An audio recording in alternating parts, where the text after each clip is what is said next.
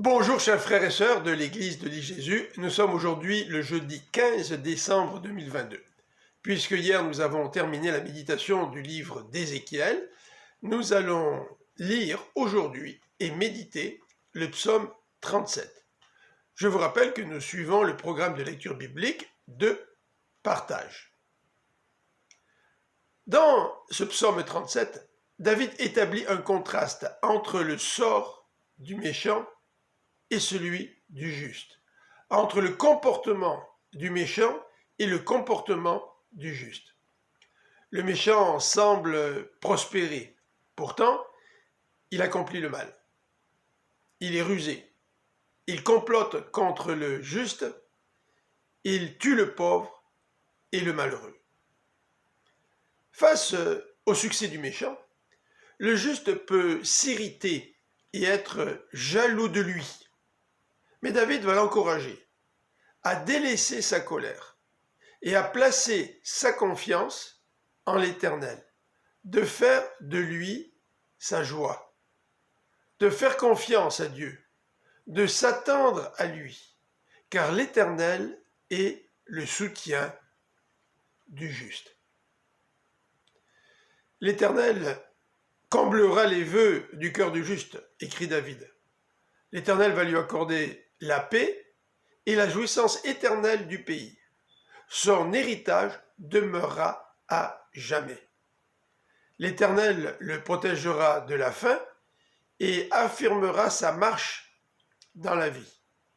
Il ne l'abandonnera jamais et il sera son abri, son aide, sa forteresse. Voilà qui est l'Éternel pour le juste. David décrit aussi le sort du méchant, dont la vie passe rapidement malgré ses succès. Celui qui fait le mal sera retranché, affirme David, et n'existera plus et son pouvoir sera brisé. Par opposition au méchant, le juste brillera par sa justice.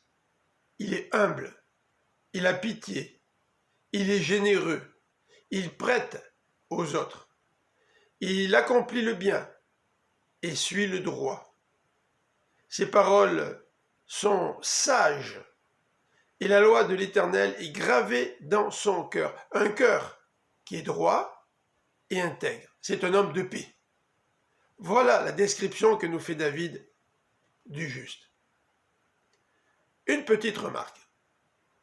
Selon ce psaume, le juste va jouir éternellement du pays et de son héritage.